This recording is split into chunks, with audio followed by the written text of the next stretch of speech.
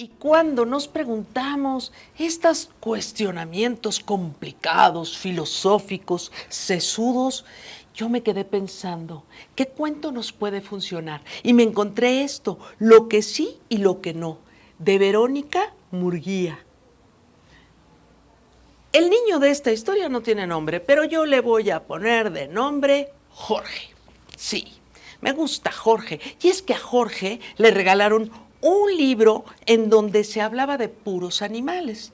Y eso resultó muy bien. Sin embargo, se dio cuenta que quizá las cosas no eran tan sencillas como sus papás le decían.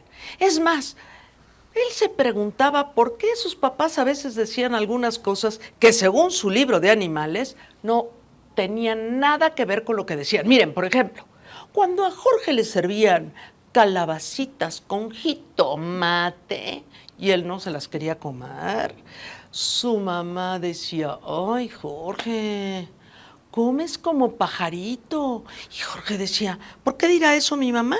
Si yo leí en mi libro que los pajaritos comen la mitad de su peso. Hagamos de cuenta que Jorge pesaba 20 kilos, tendría que comer 10 kilos de calabacitas con jitomate, porque eso es, por ejemplo, lo que comen los colibríes, la mitad de su peso. Entonces, ¿por qué la mamá dice que come como pajarito? Después, por ejemplo, después de comer, cuando a Jorge se le sale un eructo, papá dice, ¡ay! No puede ser que hagas eso como un sapo. ¿Por qué dice a eructas como sapo cuando los sapos en realidad croan? Y cuando están croando es porque están llamando a su amada. Y su croar es intenso y hermoso que viaja kilómetros. Y sin embargo, ¿por qué dirán eso? Muy raro. Al día siguiente, Jorge fue a la escuela y ahí escuchó claramente cómo su profesor dijo, si no se ponen a estudiar, van a quedar hechos unos burros.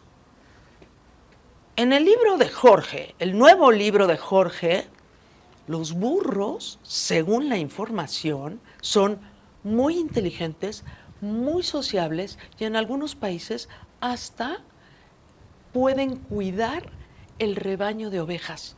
¿Por qué se dirá eso? Él no lo entendía muy bien. Bueno, en fin, el caso es que llegó a su casa hecho un asco después de estar jugando en el recreo y saltar en los charcos y su mamá le dijo, vienes hecho un cochino. Oye, en su libro de animales, eso no es muy cierto. En realidad los cochinos son muy limpios. Si pudieran bañarse, se bañarían. Si se revuelcan en el lodo es para refrescarse, porque necesitan un poco de fresco después de sentir mucho calor. Es más, son tan limpios que tienen un olfato magnífico, tan bueno que hay gente que usa los cerditos y los cochinitos para ir a buscar ciertos alimentos, como las tan elegantes hongos que se les llaman trufas. Jorge no entiende y se pregunta esas preguntas profundas. Y mientras su madre le dice que es un cochino y él se lo pregunta, deja la mochila ahí. Cuando llega a casa, no dejes ahí la mochila. Ándale, recógela, no te hagas pato. ¡Ay! ¿Por qué dice que se hace pato? Eso está muy mal. Jorge vio en su libro que los patos son muy inteligentes. Y no, ¿por qué? ¿Por qué la gente dice te haces pato cuando no quieres hacer las cosas? Cuando los bebés patos saben nadar a partir de los 2 días de nacidos. ¡Qué cosa tan rara! Además, ¿saben ustedes? Los patos tienen la capacidad de volar kilómetros y kilómetros y kilómetros de distancia cuando viene el frío y se quieren alejar del frío. Y después son tan listos que regresan a su hogar de donde salieron antes. Mamá, papá, ¿por qué dicen esas cosas? Lo que ustedes dicen no es muy cierto. En realidad, yo me hago esas preguntas y me digo, ¿qué hacen mis papás?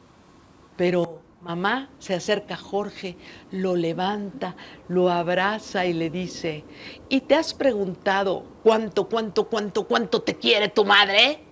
Y él dice, sí, ya lo sé.